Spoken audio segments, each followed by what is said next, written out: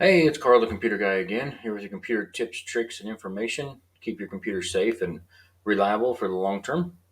Today, we're going to talk about routers and modems. Are you confused about which is which, or which kind you need, all that kind of information? Well, I'm going to try to give you a crash course on them.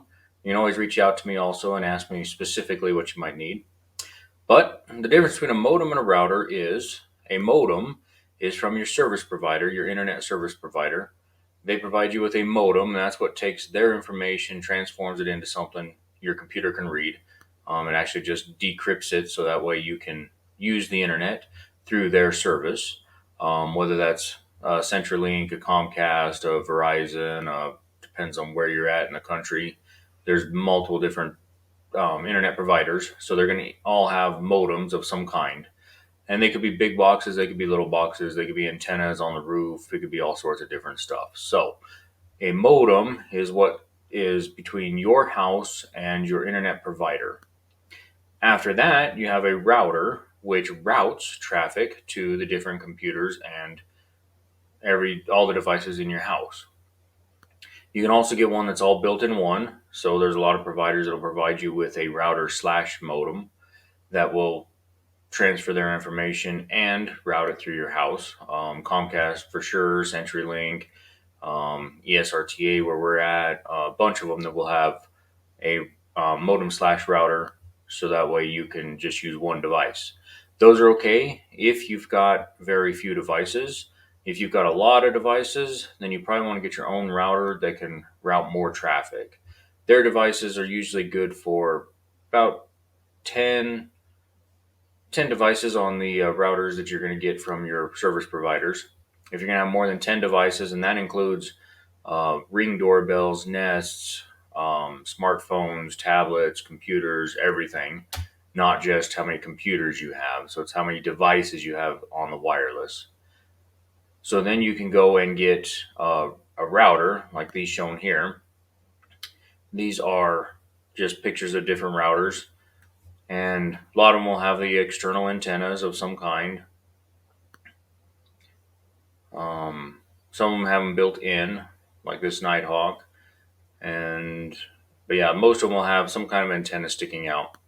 So what you're looking for as of now, the latest Wi-Fi signal is the AX, but you can get AC, AQ, AX. It's all good. I would stay with at least the ACs. And when you look at a router, somewhere on the router, like this picture here, you're going to see AC 1750. So if you can see that, then try to blow it up here. So there's AC 1750. That will get you a good router. And the 1750 or the 2600 or the 3500, 3600, whatever after the AC tells you how much data it can transfer at one time. And that's in megabytes. So this is 1.75 gigabytes. So that's a lot of information that router can handle. So good for larger areas. That's the 1750. This would be good for a medium house. The higher the number, the more devices you can have on it at one time.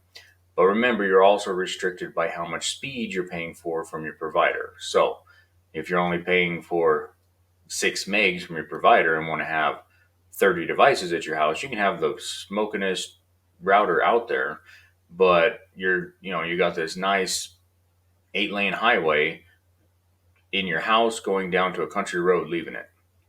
So just remember that you're going to be really slow on the internet side, no matter what kind of router you have, if you're not paying for a good internet speed. So if you've got, a good 40 meg download, 50, 100, 200, whatever you have in your area, if you've got some good speeds, you can have more devices. Just keep that in mind. If you've only got, two smartphones and a couple of computers, because there's only a couple of you, then something like this would be perfect. Um, but yeah, you can go to one of these big old giant antenna thingies over here on the left. Let's see, and they got longer antennas for longer reaches, everything like that. The other thing you want to look for on a router is to make sure it's got at least dual band. And dual band means it's got two different signals coming out of it, a 2.4 gigahertz signal and a 5 gigahertz signal. And you can put different devices on each one to help delineate traffic. It's kind of like, putting all the semi trucks on the interstate and all the smaller cars on the side lane. I don't know. That's probably not the best analogy, but it's kind of just splitting out your stuff so that way you can have more open space for each device to get to the internet. They're not competing on the same bandwidth.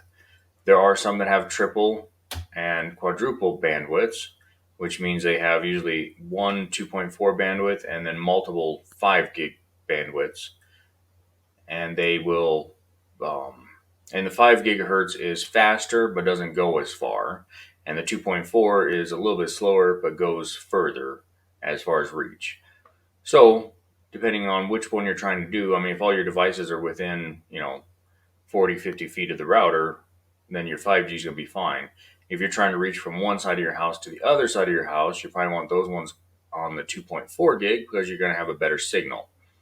And the slowness just depends on how many you have on there. I mean, if you're watching Netflix or doing something like that on a 2.4 and you're got only one or two devices on the other end of the house, you'll be fine.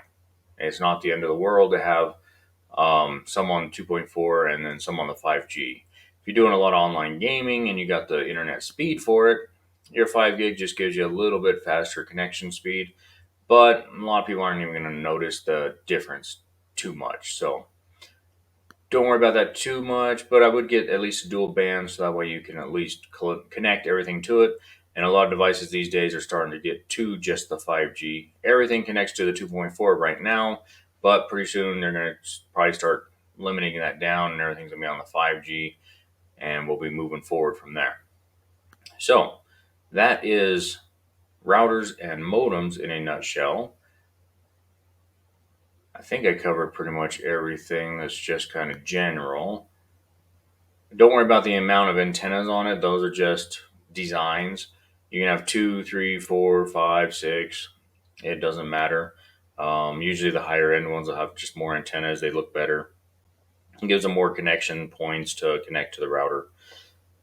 A lot of people don't need all that because they've only got, 12 devices, so 2 antennas would be fine.